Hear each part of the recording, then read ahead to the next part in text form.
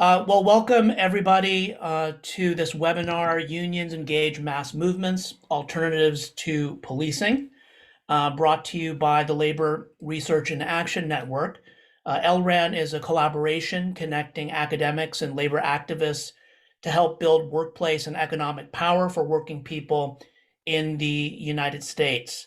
I encourage you to look us up on the web. And also check out our upcoming conference, June 21st and 22nd, which is going to be held at Morehouse College in Atlanta. So this webinar is actually the third session on this general topic. But in this session, we wanted to feature case studies of unions and union activists bargaining and pushing for alternatives to policing. And the way that the webinar is going to work is that I'm going to introduce our panelists today, and then I'll ask them a few questions in a kind of interview style conversation. And then I'm going to turn it over to my colleague Ruben to do the question and answer. I want you all to know that we're recording this and we're going to be posting the link to this webinar on our webpage. And I also want to just encourage folks who are on this webinar that if you've done work in this area in pushing for alternatives to policing through your own unions, whether you're doing that through community work or actually during collective bargaining, we really want you to speak about that in the question and answer. So I encourage you to join the conversation when that happens. So without further ado, I want to introduce our panelists. We're very proud to have David Helps and Donald Quick with us today. David Helps is a PhD candidate in history at the University of Michigan and a research fellow with the Carceral State Project, a longtime member and organizer of the Graduate Employees Organization, Local 3550 of the American Federation of Teachers. He currently co-chairs the union's abolition caucus. Donald Quick is a maintenance worker in a street maintenance department at the city of Durham, North Carolina. He is a longstanding steward and the chapter recording secretary of the Durham City Workers Union chapter of UE Local 150, North Carolina Public Service Workers Union. Welcome, David and Donald. So the first question that we want to ask the two of you, and you don't have to go in any order. Whoever wants to jump in first is fine. First question is, what started this conversation about policing in your union?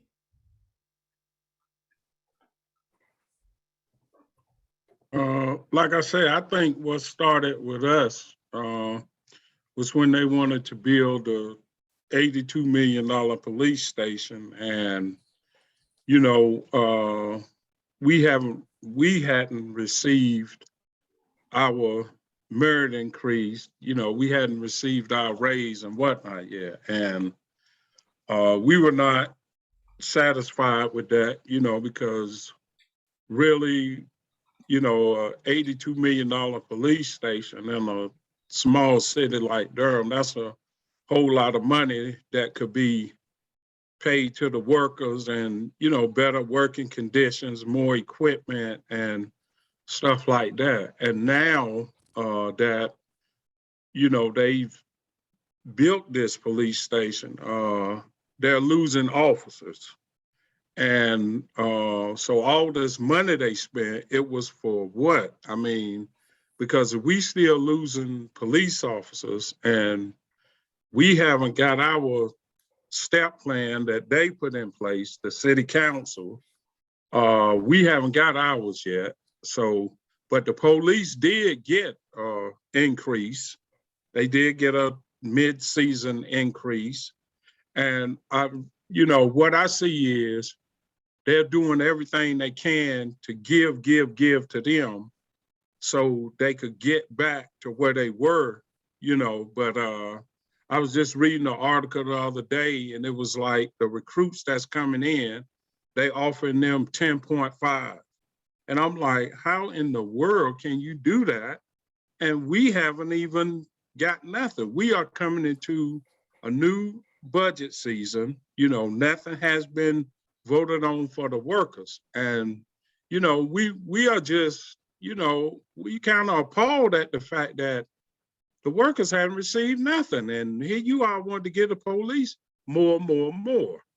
So I believe that's where it started with us, the 82 million or $84 million police station. Okay. Thank you. Thank you, Donald. How about you, David? How did this all start at the University of Michigan? Yeah, I'll say thanks. Thanks for Cedric and Scott and LRAN for putting this together. And I'll second what Cedric said at the top about I'm excited for the Q&A and for others to learn from Donald and to learn from others in the Q&A as well about this, because I don't think that I think there's stuff that's applicable about my union, but I'd love to hear about how others have done this work too. So at the University of Michigan, the GEO, Graduate Employees Organization, we represent teaching assistants and other academic employees, grad worker employees. And it was both, I think, a pretty rapid emergent sort of decision for the union to take on the type of work that Donald's talking about, and also something that had a longer trajectory. So in 2014, a woman by the name of Ora Rosser was killed by an Ann Arbor police officer while responding to a mental health crisis alert. Her partner had called the police, and within something like 30 seconds of them arriving, they shot and killed her, a Black woman. And so there was a lot of organizing that went into the response to that. That wasn't necessarily GEO taking on that work as its fight, but there were a lot of GEO members who were involved in the community, got to know people in the community and know some of the family and loved ones of Ora, and took on this work of actually demanding justice for Ora Rosser and transformative reforms to the Ann Arbor Police Department. But as I said, that was sort of something that people in GEO were also doing in parallel, but it wasn't something that the union was sort of taking on. And it was only in the last couple of years through bargaining that the union's taken on some of this work around alternatives to policing, which really came to a head in the fall of 2020. We were engaged in impact bargaining with the university over workplace protections related to the coronavirus pandemic. And, as often gets said in labor circles, sometimes the boss is the best organizer. One of the things the university came up with to respond to enforcing social distancing, as they were trying to steamroll ahead with a fully in-person semester with residences open, despite all of the public health evidence suggesting that was going to lead to a major community spread and impact people at the university and also in the community, because Ann Arbor is a college town. And one of the things they came up with was to use armed campus police officers and federal work study students to go around patrolling social gatherings, what was called the ambassadors program. And so pretty quickly, people were able to say, look, you could be doing things, you could be shutting down, you could be having things remote, you could be not letting people congregate in residences and not having residences open to begin with. And instead, the university wanted to make sure that they had that money, wanted to make sure they were steamrolling ahead with a fully in-person semester. And all that they could offer in terms of actually keeping people safe was to put armed police with bulletproof vests and tasers and firearms into people's dorms, into people's classrooms. And we as workers and as union members thought, to begin with, you're not doing the things that we're saying we need, in terms of testing, in terms of moving things remote, in terms of accommodations for people who might be immune compromised. And then you're also doing this thing that we're now going to have to worry about our students and also our coworkers being policed by armed police. And so that was something that entered into impact bargaining, in which we started to demand what was being called a safe and just pandemic response. So a response from the university that would take COVID seriously and not respond by putting armed police into our communities further. And we called for a 50% reduction in the campus police department, and to have that money actually redirected into services that made students and workers safer and healthier. So mental health counseling, testing for COVID and things of that nature, and things that we felt would be genuine responses to COVID that, the university always wants to cry poor about these types of things, and always seems to have more money to put more police into our community. And so that was really sort of how it came to a head within GEO. Okay. Thanks, David and Donald. The second question that we wanted to ask the two of you was there any internal conflict within the union, among the membership, about whether to fight for alternatives to policing? And if so, how did you manage that tension or internal conflict? I can't say that it was conflict on our behalf as a union, but I think some of maybe the council members or some residents might have had something to say about it, as far as like defunding the police and, start having other people come to scenes, because sometimes in a situation, the police is really not needed. You need to get somebody there that, like, if you got a child or a human being or a citizen that's got mental issues, then, you need to get somebody there that's know how to deal with mentally ill people. And I really don't think that the police are trained to deal with mentally ill people. So I don't think we as a union had a problem with taking positions away from the police to put people in positions to deal with people that had mental issues, or if it was a child or something like that, a young child. We didn't have issues with that. But like I said, I think the council was kind of divided into, well, if we take this, then this could happen. But then you got to understand, what's going on in the world today. Police need more training. They need more training, but to just continually to give them money, like David was saying, that ain't what we need. Give us what we need. We don't need that, because the more we give you access to weapons and vests and stuff that can hurt people, the more they're going to use it and make it sound like, well, I was in fear for my life. But we hear that a lot. But was you really in fear for your life? I mean, so I don't think we had an issue, like I say, as a union, but, other people seen it like, well, you can't defund the police because they protect us. No, we protect ourselves. What they do, they show up and, but as far as us protecting us, we protect us. Mm-hmm.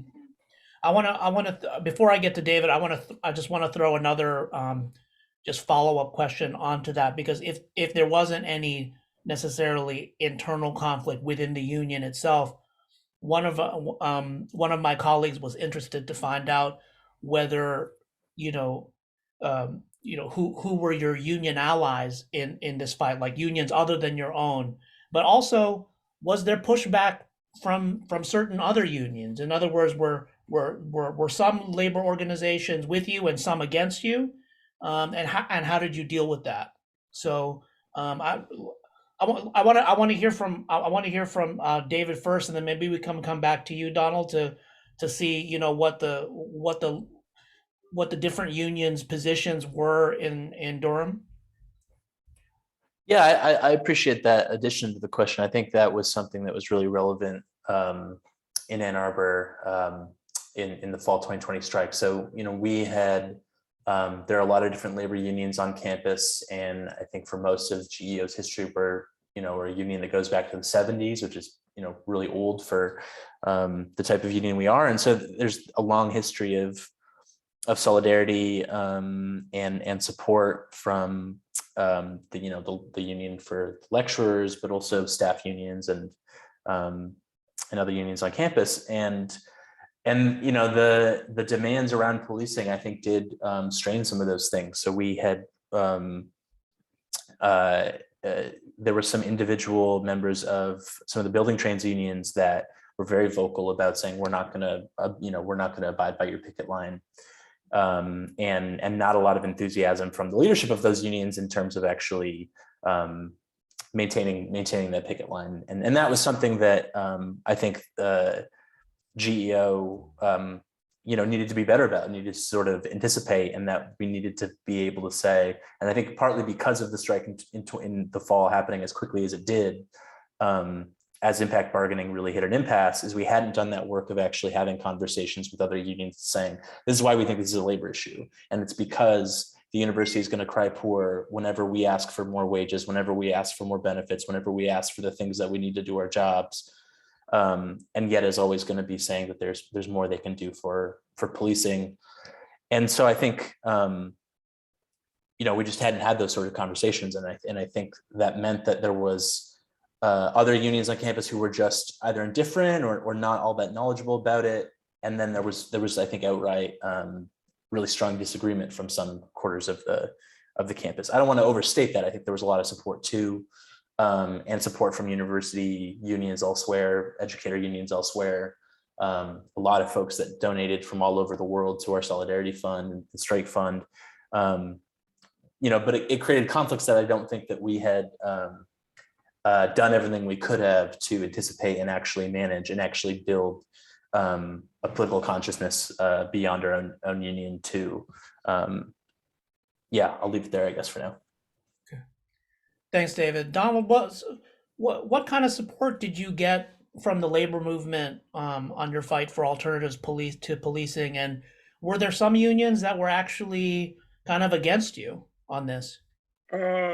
No, we didn't have nobody that was against us. I know the Fight for 15, they're an organization that we gathered with to fight for more money for them. We was allocated for more money for them because the price of rent and everything else was going up. So we got together with them, and a lot of them supported us. They supported the fact that it would be good to have the police there, but not with weapons, because everything don't require for you to have a weapon. Sometimes you can talk it out. And if you got the right people there, you can de-escalate a situation. And that's what we were shooting for. Some situations, are escalated because you want to take people's rights away from them. And a lot of people are not having that. You can't take my rights away from me because that's what the Constitution say. So if I got a right to do this, then why are you trying to take it away from me? And the fact that a lot of the Fight for 15 workers, they was on with us on that. They stood with us on that. And the fact that a lot of times, the police, they was wrong. They was wrong for that because, the citizens are the ones that you need to really try to get in contact with and talk with and find out what's going on in the neighborhood. But when you just come in the neighborhood and, you got your gun and your badge and your tasers, and that's all you come for, then you're gonna get, some feedback that you may not like. So no, I didn't know of any unions that were fighting back with us, I didn't hear of that, Okay. Well, the last question that we wanted to ask you, and then I think we'll just move to question and answer and get you all talking to the audience, is what were the biggest challenges or surprises that you encountered in doing this work? I know with us, the biggest challenge was us was like when we got a new police chief. She was a lady. She was an African American female.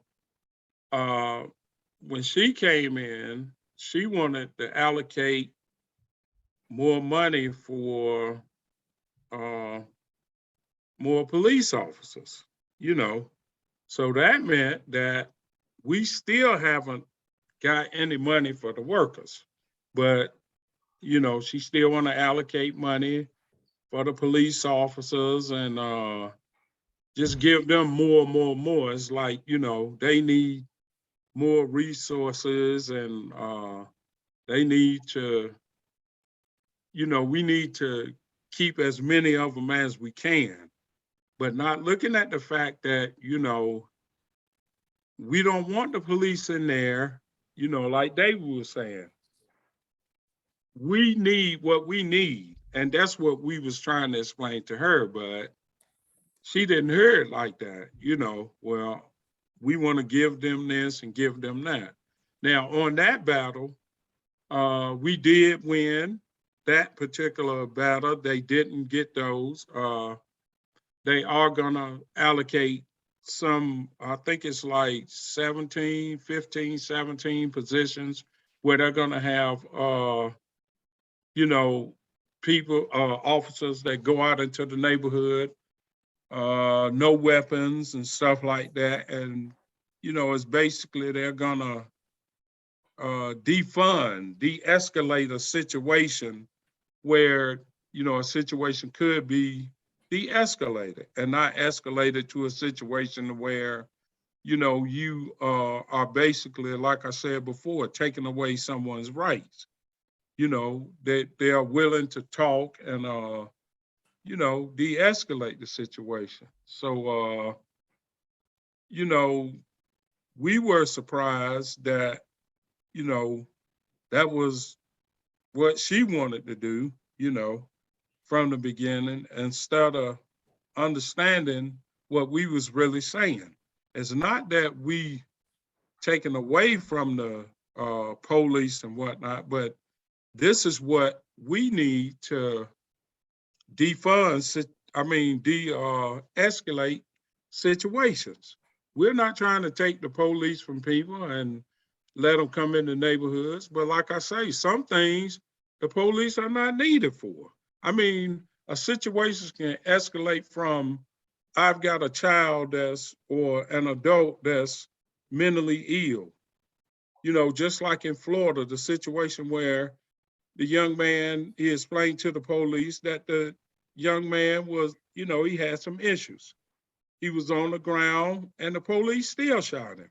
So my thing is, why not send a caseworker out there to de-escalate that situation, and it's over with, you know, no police needed, no handcuffs, no guns, no, you know, the stun guns or whatnot. So, you know, that kind of surprised us as a union, that the first thing they ready to do is throw money, you know.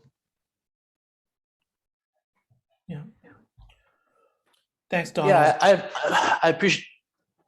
I was just say I appreciate, I think, the framing that Donald put on it at the end there too, because I think one of the things that is so exciting about doing this work in a labor union is finding those types of, you know, remedies or solutions that allow workers and working people to like get what they're due, get jobs, get wages, you know, be able to make claims on saying like, we have what we can to keep communities safe, and it doesn't have to be the police, or it doesn't have to be the police in every situation.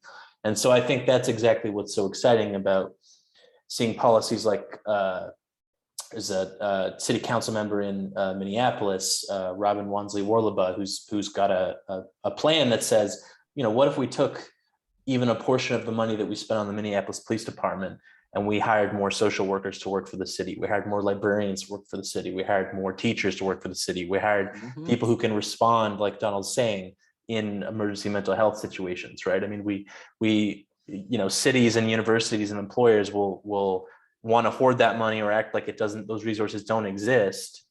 when they do, and they're already being spent in some cases on something that isn't actually making us safer in the long run. So I think I appreciate, what Donald just said. I think to the question about, surprises and challenges that we saw in GEO, I think, there was like the surprise, there was the response that wasn't all that surprising, which was to have in impact bargaining, human resources say, well, that's a permissive subject. We don't have to bargain with you over whether the university spends money on police or on mental health.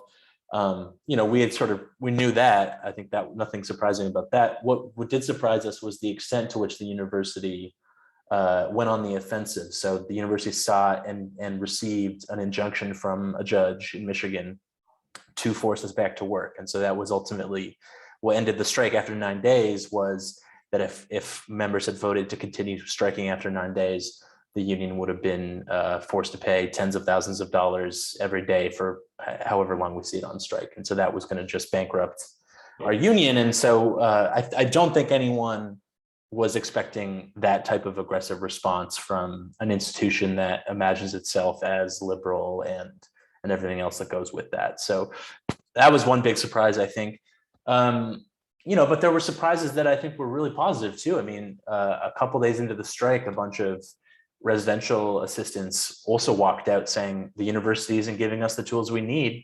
They're having this in-person, campus semester with students in dorms, and there's a big outbreak, and we're making what, $13, $14 an hour with no training to be the frontline responders to this, pandemic spread that could have been prevented in the first place, right?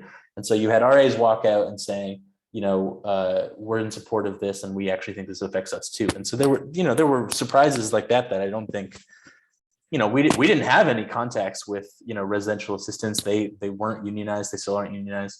That was not a sort of, in any of our power analysis, I don't think that was anything that anyone had sort of thought about. But so there was exciting developments in that way too, I think.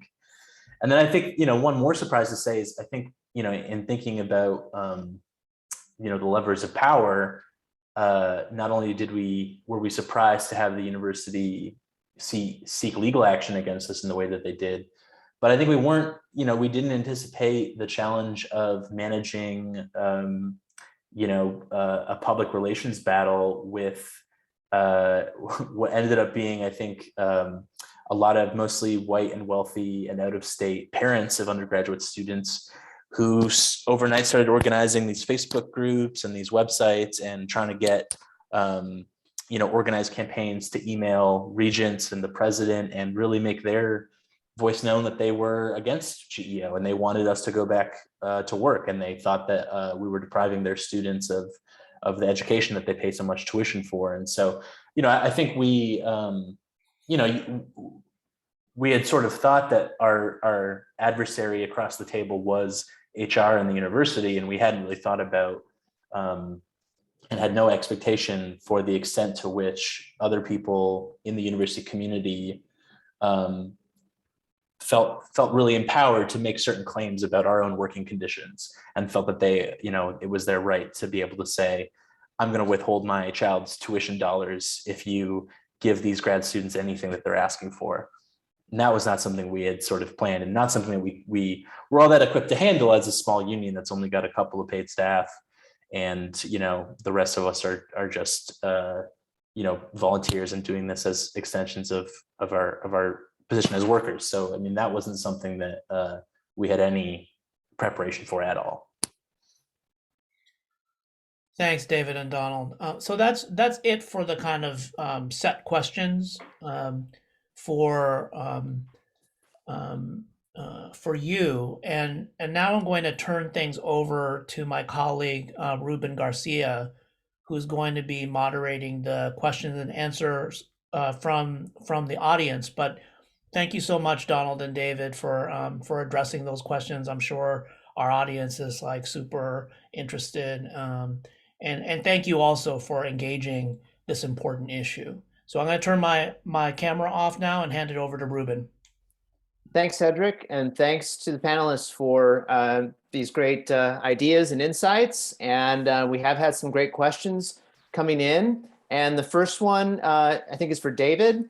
David is the co-chair of the Abolition Caucus at GEO, and the question was really about how that got set up and whether that was difficult in terms of setting it up initially. Did it gain momentum after some of the events that took place in 2020, say?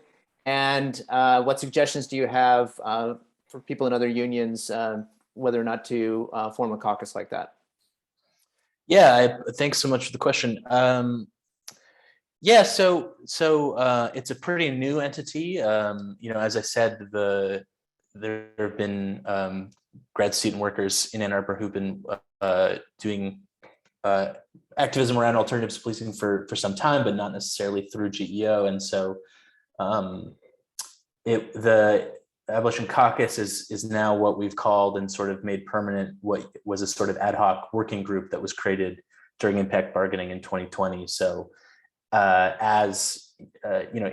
the moment that we were in the summer, spring and summer of 2020, following the murder of George Floyd, Breonna Taylor, and other Black folks, there was, I think, a real concerted push from within membership to say, how are we thinking about this in our own work and activism? And so a small group of people came together as the working group, and that led to the policing demands being made in 2020 and the strike.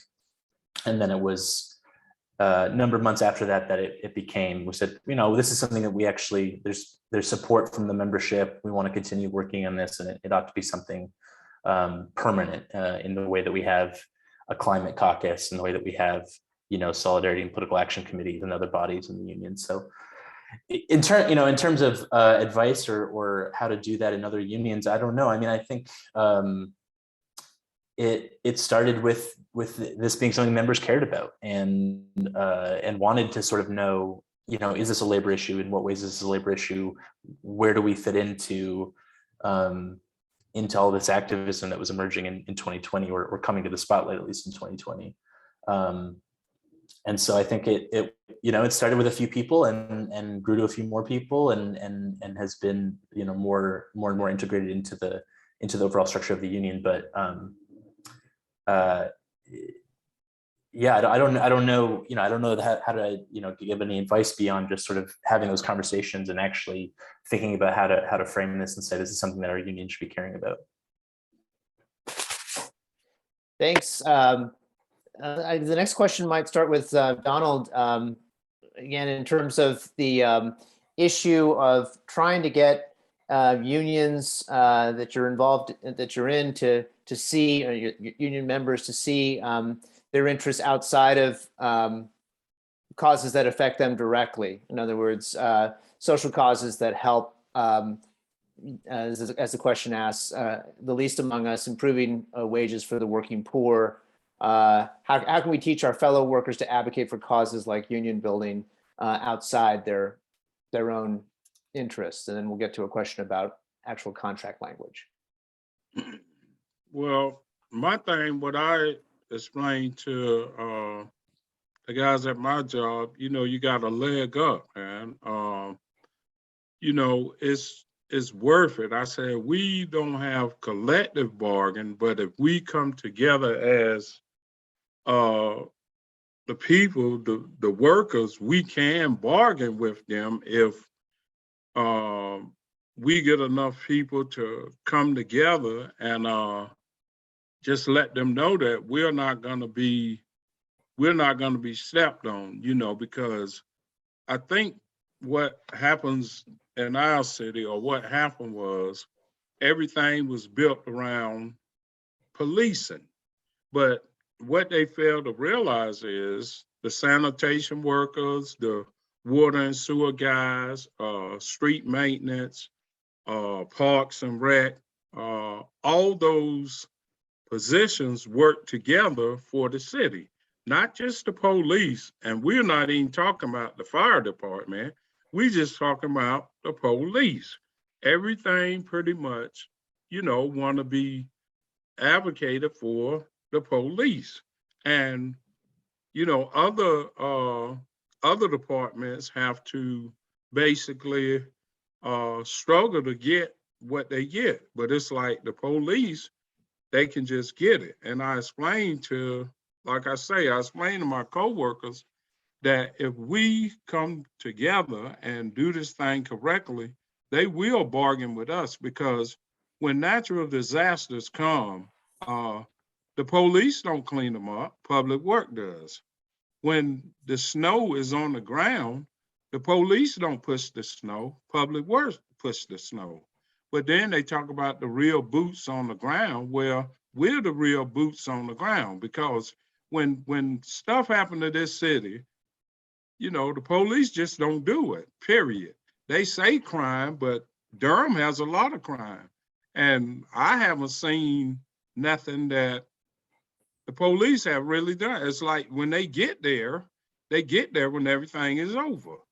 You know, innocent people getting shot and killed, and, you know, but they still want to allocate this money for them to build. And I'm trying to get my coworkers to understand that don't be afraid of your job, because if you don't stand for something, you'll fall for anything.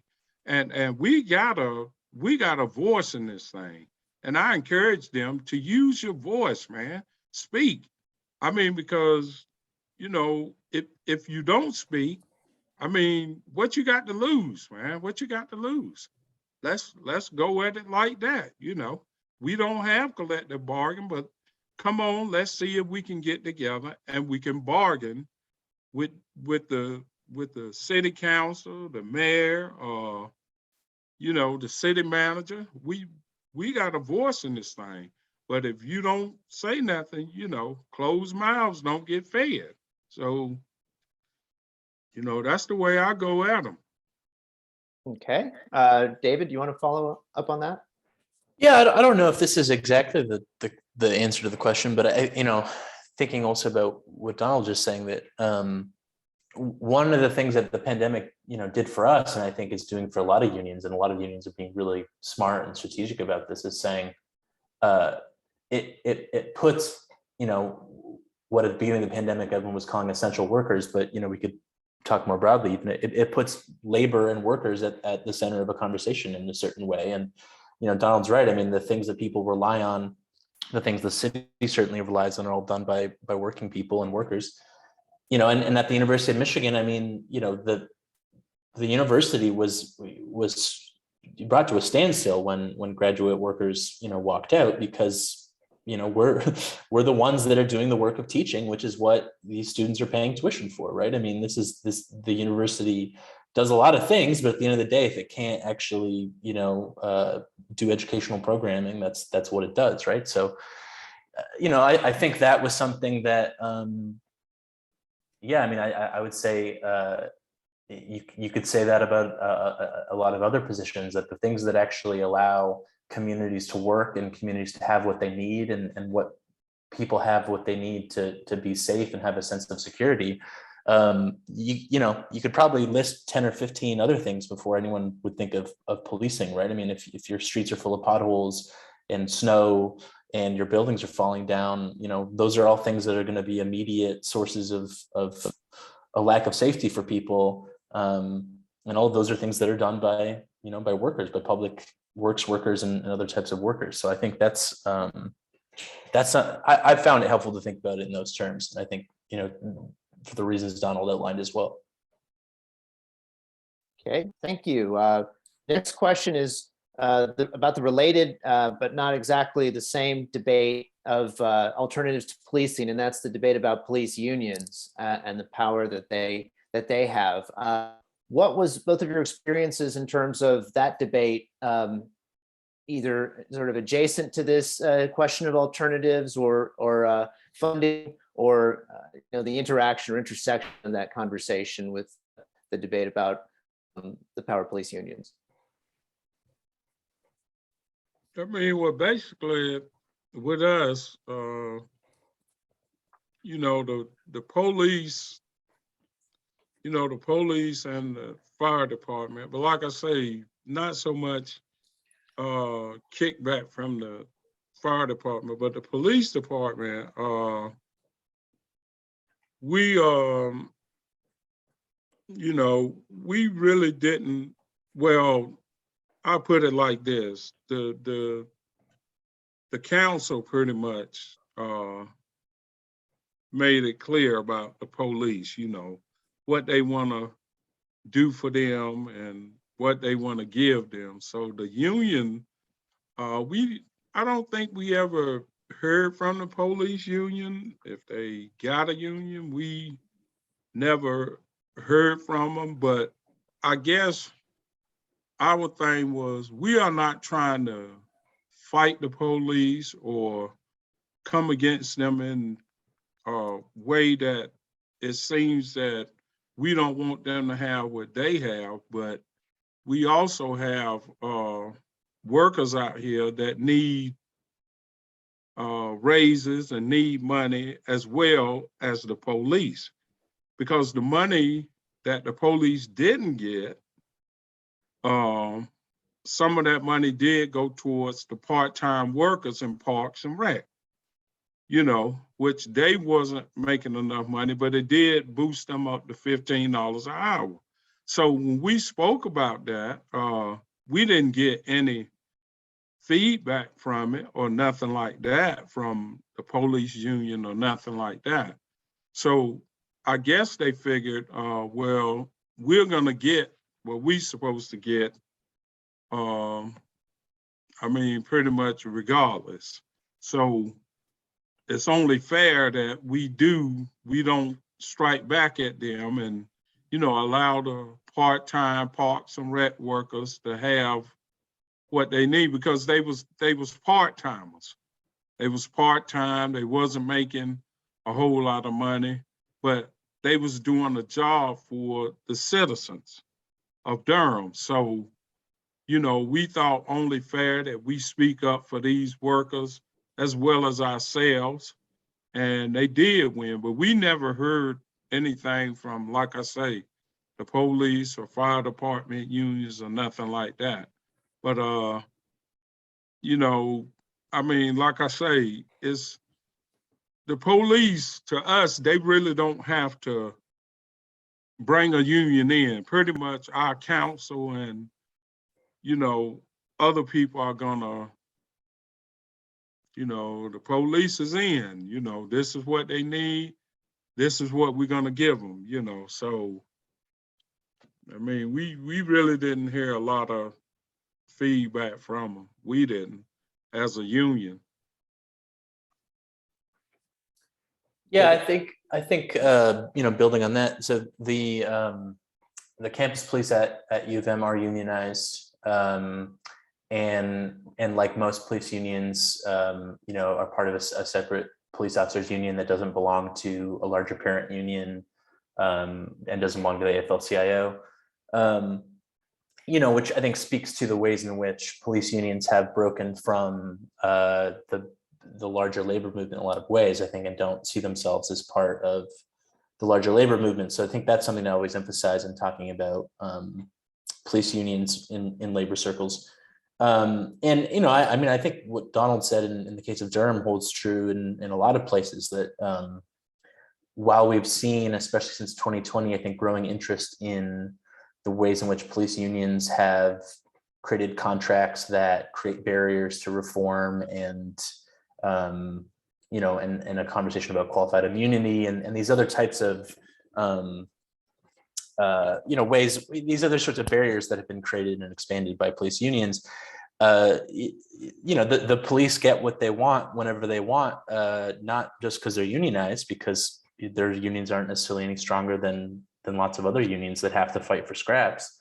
You know, it's because of the ways in which governments and employers have deferred to police in so many ways, and that everything becomes the job of police, right? And police get asked to do more and more stuff. And there's, you know, a broad sort of common sense that that's how it ought to be, and always has been.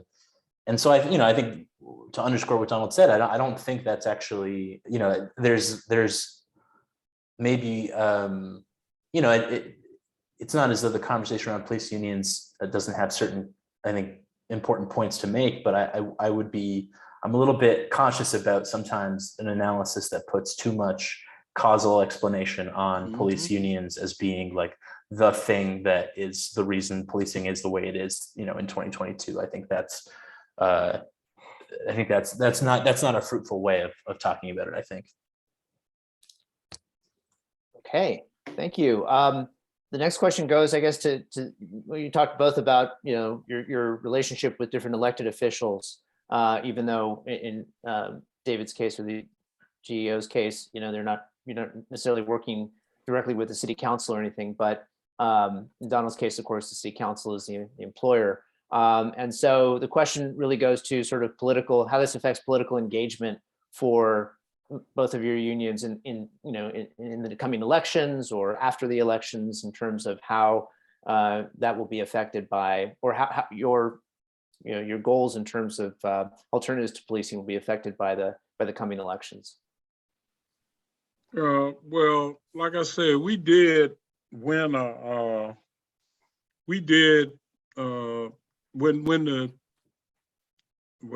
new police chief, well, not the new one now, but the one that just left. Like I said, when she came in, she wanted to allocate money for them. I think it was like 1.7 million, but that didn't happen. That money did go towards, like I say, getting, I ain't gonna say defunding the police, but, getting people in the positions that can handle a situation where they can de-escalate it, and it didn't escalate to somebody getting shot or tased or something like that. But we are able to meet with our city officials, the mayor, the city manager. We have met, I think, with 3 other council members. Some of them have resigned or did not win their positions back.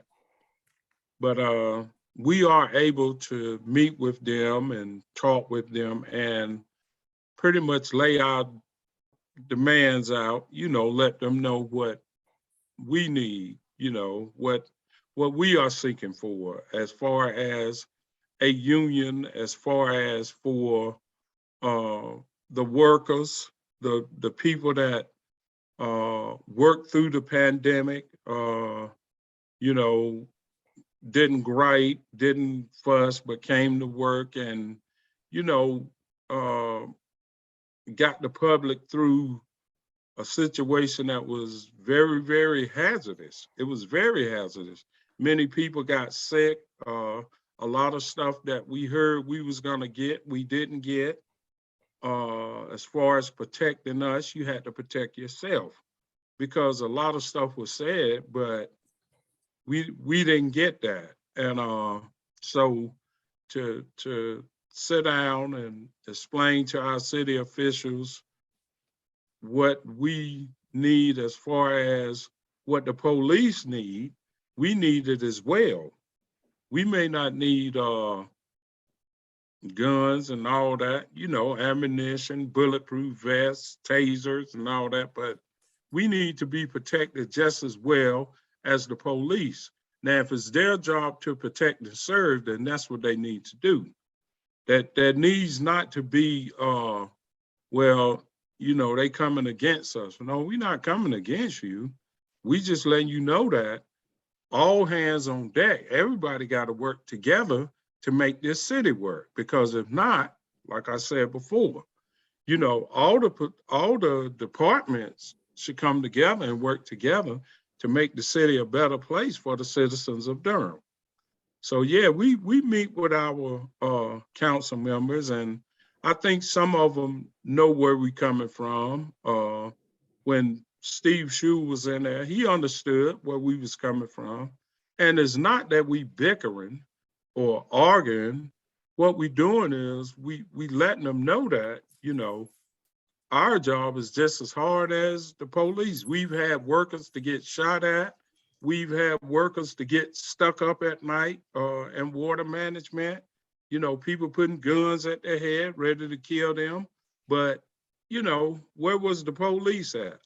So, like I say, they talk about the police, but, these young men had guns pulled on them. They out trying to do a service for the city of Durham, to keep the residents' water running, and they get jacked. So Thank you. David? Yeah, I think so. The question about engagement with political officials. Yeah, GEO has has long had relationships with elected officials, and I think increasingly has tried to build those bridges to city council members. And I think a really exciting thing that we can't take very much credit for, but certainly something we supported and threw our weight behind where we could, was the city of Ann Arbor just in the last month, I think actually voted in support of a plan that had come up from community members to take $3.5 million out of ARPA COVID funds for that were going to the city, and earmark that for the creation of an unarmed, non-police emergency response. So a separate number that you could call when you're experiencing whatever you're experiencing. I mean, it could be a mental health episode. It could be that you're locked out of your house. It could be, whatever people need, that they need help from a city worker for, but they don't want to have a police officer with a gun show up. And the city is moving ahead with earmarking and fully funding that program as it was proposed by members of the community. And so that's, something that's really exciting. And I think opens us to think about, ways in which some of these progressive and imaginative city programs can be supported by, by workers and by labor unions. Thanks to you both for these great contributions. And I think Cedric has a final question and wrap up. Yeah, so there are a couple of questions that I'm just picking out of the Q&A right now that I think the audience would like to hear from you on. First, Ian Rodwald asks if any of your work has translated into contract language within your own union's contracts, and if so, what does that language look like? As far as, for example, I think Ian wants to, discrimination clauses, articles on health and safety, that sort of thing. Has your work translated into contract language? And then there's a specific question for you, Donald, about what were the strategies that UE Local 150 used to put pressure on the city?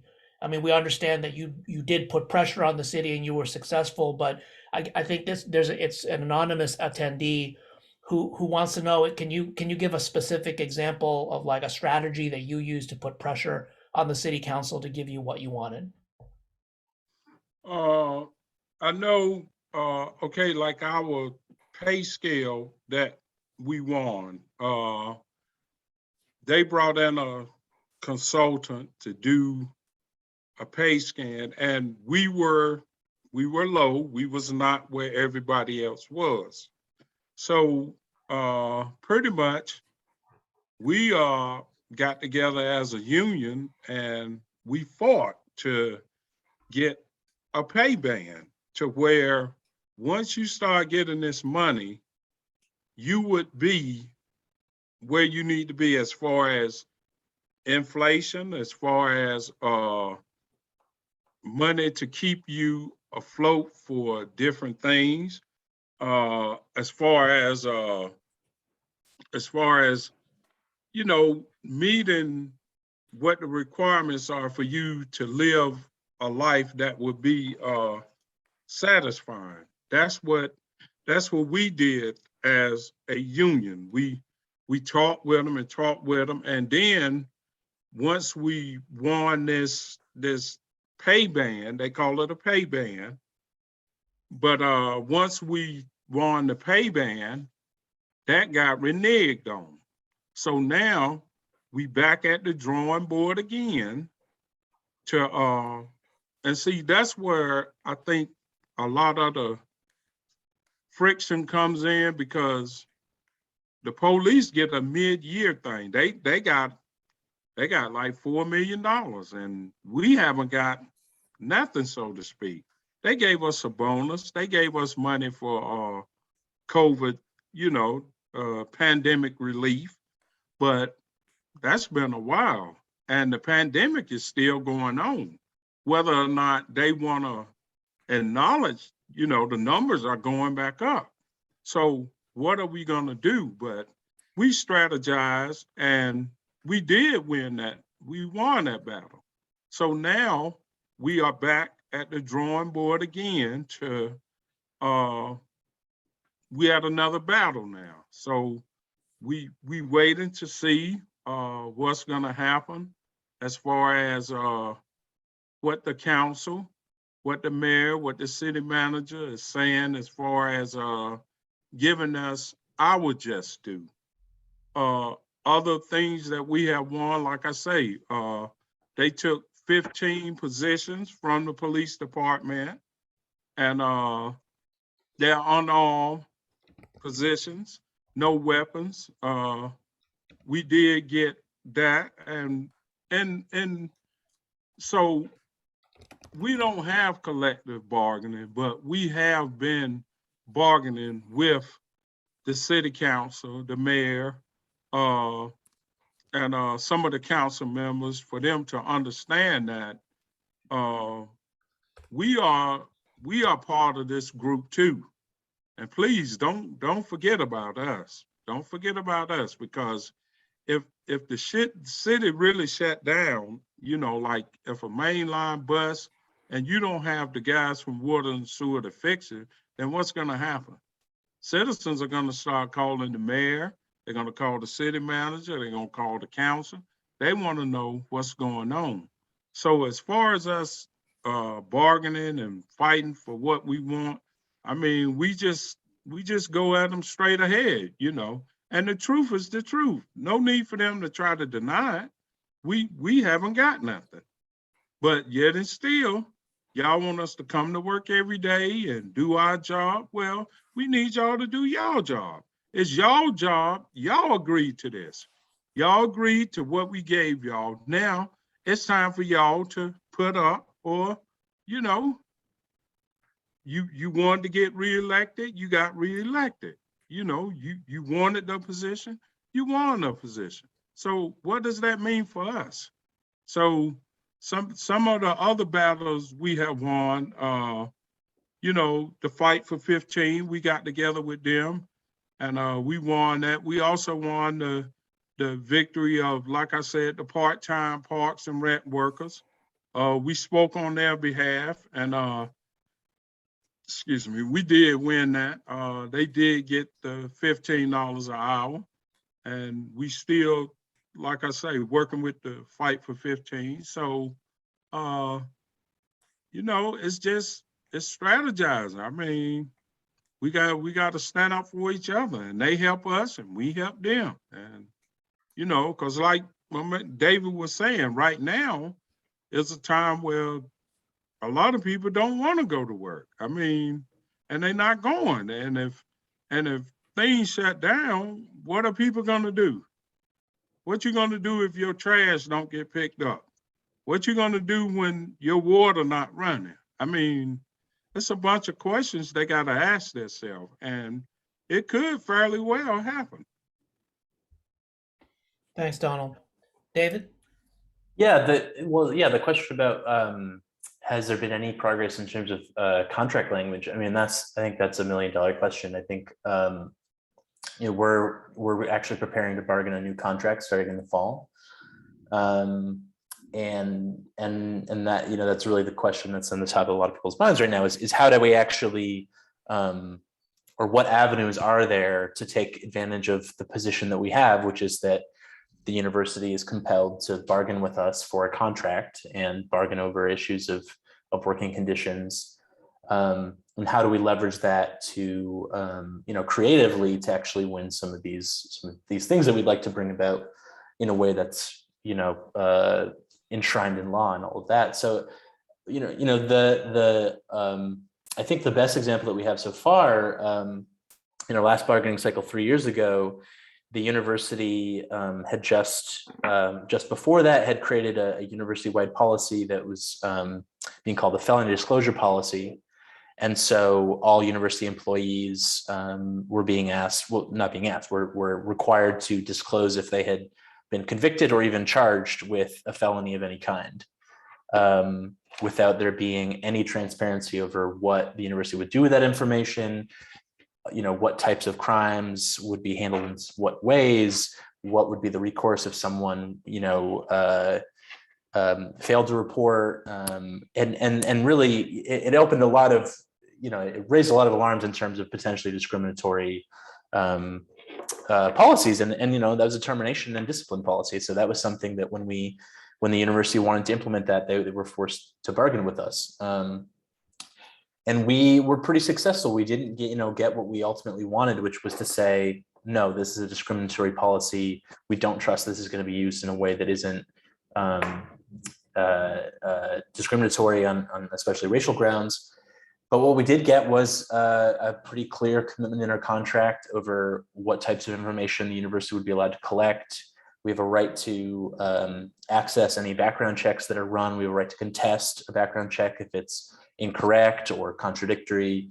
And we also, if anyone is terminated or disciplined for a past arrest or conviction, it's something that can be grieved, and so could ultimately go to arbitration if we chose to.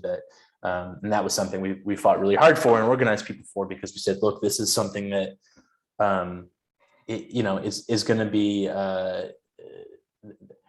these types of policies are not only discriminatory, but are also often used to drive down labor rights for everyone, right? And so this is something that we all ought to care about. And I think, didn't have all that much trouble making that sort of case to workers in our union to be able to say, both this is a policy that is, we think, contrary to our rights as workers, and also doesn't do the things the university says it does, which is make people safer. And we know for a fact that, the number one crime that's committed in university communities is sexual misconduct. And we know that that's not something that the university has a good track record on responding to and preventing in the first place. And if it were just a matter of the university just needs to know who those people are who are committing harm, well, there's plenty of examples at U of M and at other universities of people bringing these claims forward, and the university does nothing with it, and the police do nothing with it, right? And so, to us, that was a pretty clear and straightforward fight, a difficult fight, but one that I think that we knew how to respond to, and actually make a concrete gain in our contract that will hopefully be there for many contracts to come, is that protection against the discrimination based on past conviction or arrest status. Okay. Well, I want to thank David and Donald for your words today. We very much appreciate learning from you as you struggle for alternatives to policing, and also want to thank the audience for attending this webinar put on by the Labor Research and Action Network, and welcome you to attend future webinars on this and other important issues, as well as attending our next conference at the end of June at Morehouse College in Atlanta. So again, thank you, Donald. Thank you, David. Thank you, Ruben, for moderating Q&A. And thanks all of you for coming. Bye now. Thanks, everybody.